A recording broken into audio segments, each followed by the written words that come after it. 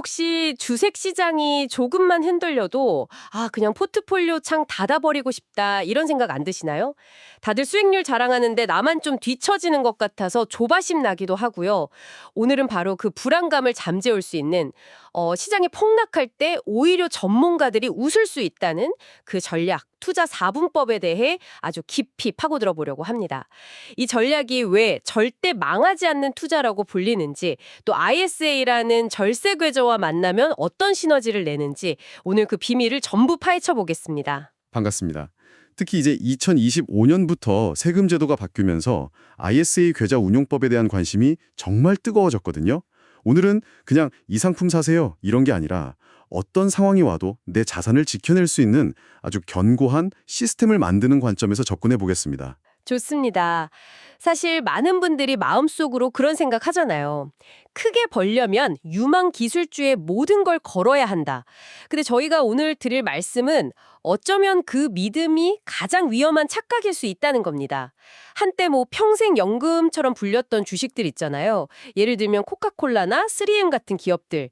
그 주가 흐름을 보면 영원한 우상향이란 건 정말 없구나 명확하게 보이죠. 네, 맞습니다. 바로 그 지점이 정말 중요합니다. 과거의 명성이 미래 수익을 보장해주지 않는다는 걸 시장이 계속 보여주거든요. 코카콜라 같은 경우는 비만 치료제가 나오면서 이제 사람들 탄산 안 마시는 거 아니야 하는 공포가 주가를 확 눌러버렸고요. 3M은 또 어떻습니까? 한때는 혁신의 상징이었는데 지금은 PFAS라는 화학물질 소성 리스크 때문에 정말 끝이 안 보이는 터널에 갇혀버렸죠. 10년 전에 이 기업들이 이렇게 될 거라고 누가 상상이나 했겠어요? 전혀 상상도 못했죠. 바로 그 예측 불가능성 때문에 포트폴리오를 설계해야 한다는 말씀이시군요. 어떤 종목이 대박 날지 맞히는 점쟁이가 아니라 어떤 충격이 와도 무너지지 않는 건축가가 되어야 한다. 정확합니다. 비유가 아주 딱 들어맞네요. 그리고 이 설계의 힘이 실제 데이터로 증명이 돼요.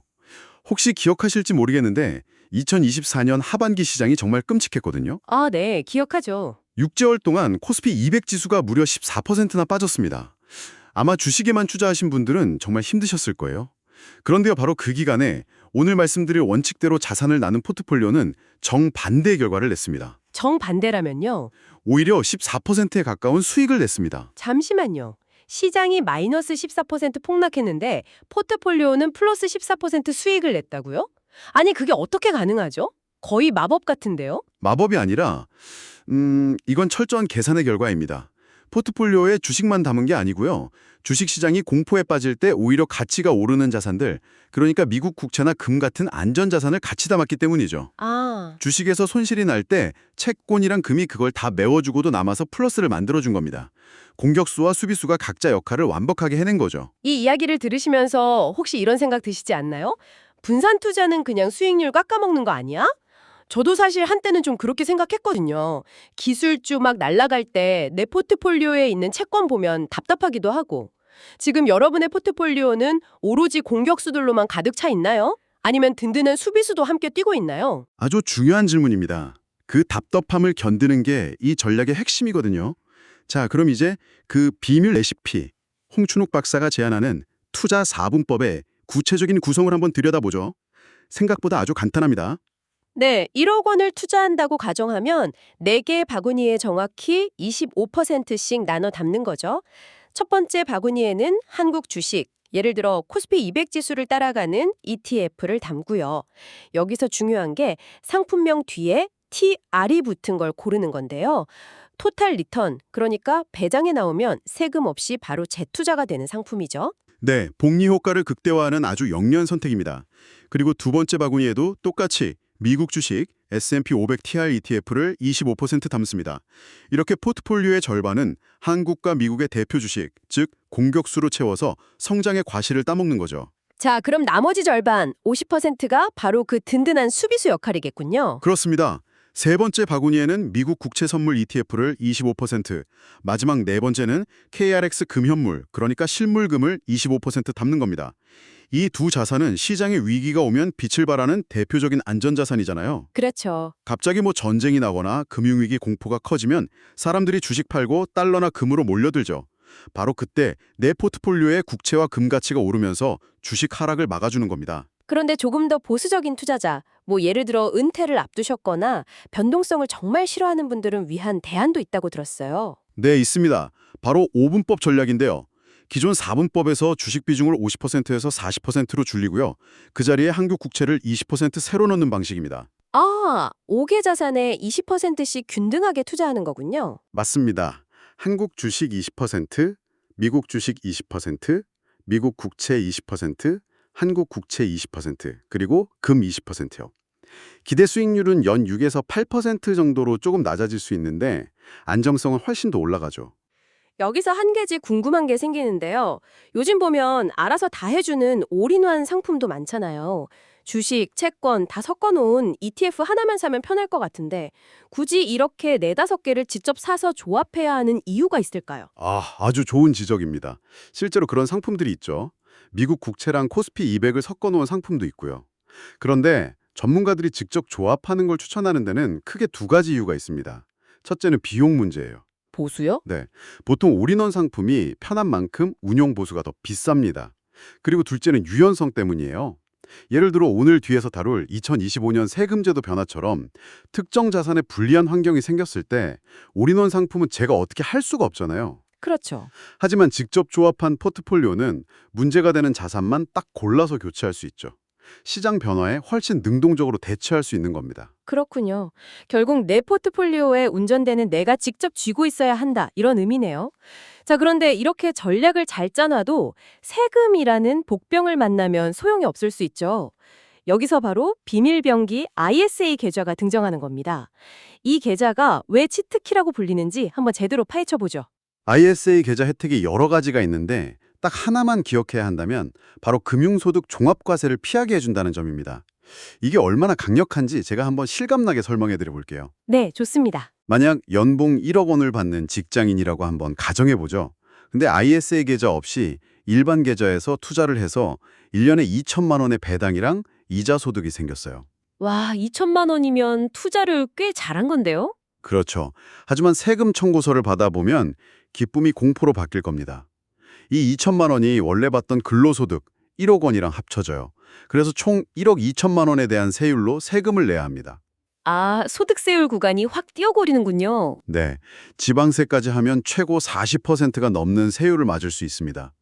2천만 원 벌었는데 세금으로 800만 원 이상을 내야 할 수도 있다는 거예요. 잠깐만요. 번 돈의 40%가 세금이라고요? 와, 이건 정말 충격적인데요?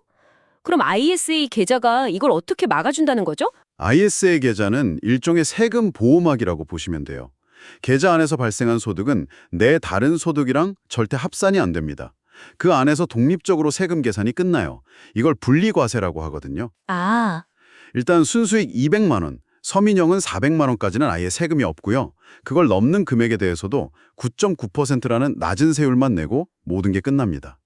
아까 800만 원 낼 세금이 한 180만 원 정도로 줄어드는 마법이 일어나는 거죠. 와. 같은 돈을 벌어도 세후 수익률이 완전히 달라지는 그야말로 합법적인 취특기인 셈입니다. 정말 엄청난 혜택이네요. 그런데 제가 듣기로는 2025년부터 이 ISA의 마법에 약간 균열이 생긴다고 하던데요. 특히 SCHD 같은 미국 배당 ETF 투자하시는 분들은 꼭 아셔야 한다고요. 맞습니다. 이거 정말 중요한 변화라서 지금이라도 꼭 점검하셔야 돼요. 지금까지는 ISA 계좌에서 미국 배당 ETF에 투자하면 미국에 낸 배당세 15%를 나중에 돌려받을 수 있었거든요. 네. 그래서 사실상 세전 배당금 전액이 재투자되는 효과가 있었죠. 근데 2025년부터는 이 외국 납부세액 공제가 폐지됩니다. 폐지요? 그럼 어떻게 되는 건데요? 쉽게 말해서 이제는 미국에서 15% 세금 떼고 남은 돈만 내 계좌로 들어온다는 뜻입니다. 아, 그럼 재투자에 쓸 수 있는 원금, 그러니까 복리의 눈덩이를 굴릴 씨앗 자금이 처음부터 줄어드는 거군요. 바로 그겁니다. 복리 효과에 미세한 브레이크가 걸리는 거죠. 이걸 눈치챈 투자자들은 벌써 움직이고 있어요. 당연히 이 이슈에서 자유로운 국내 배당 ETF로 자금이 몰리고 있습니다.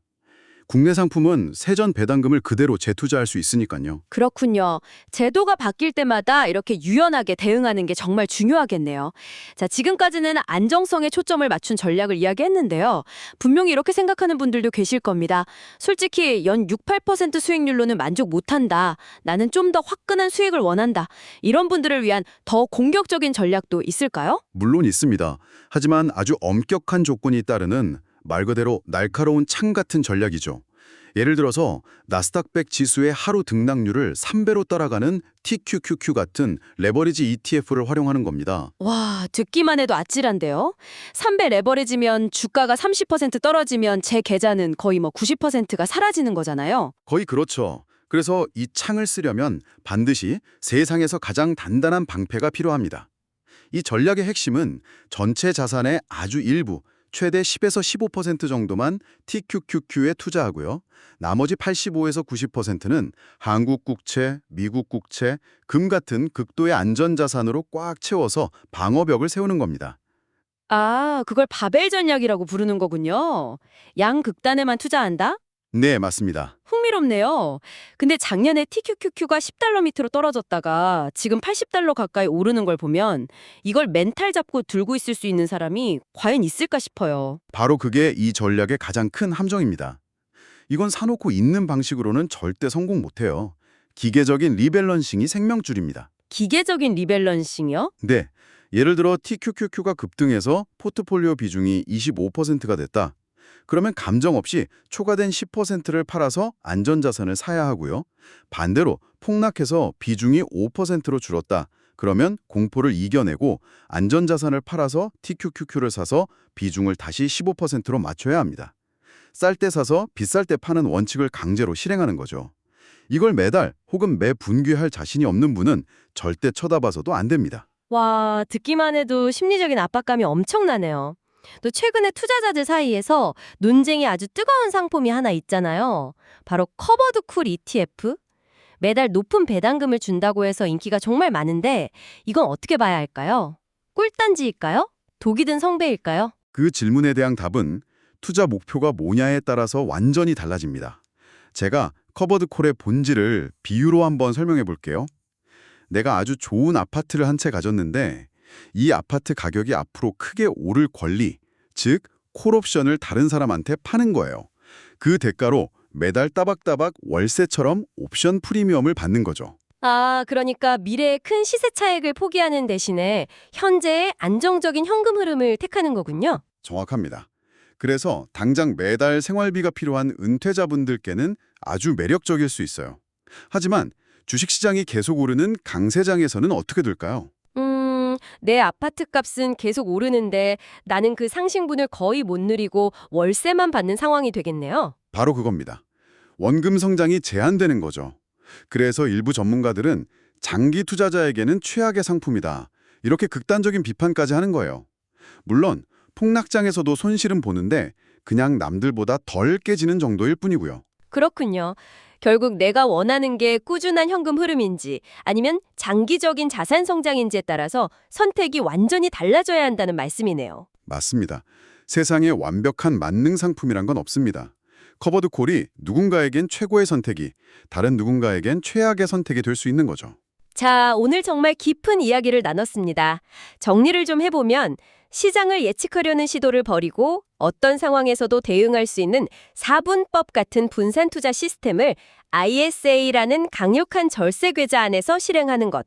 이게 오늘 이야기의 핵심이라고 할 수 있겠네요. 네, 미래는 누구도 알 수 없잖아요. 중요한 건 정답을 찾는 게 아니라 어떤 미래가 와도 내 자산을 지켜낼 수 있는 나만의 대응 시스템을 갖추는 겁니다. 오늘 나눈 이야기들이 여러분의 투자 원칙을 세우는데 중요한 질문을 던졌기를 바랍니다. 하는 4분법 시스템에 마음이 끌리시나요? 아니면 심장이 뛰는 위험을 감수하고서라도 높은 수익을 노리는 레버리지 전략에서 가능성을 보셨나요?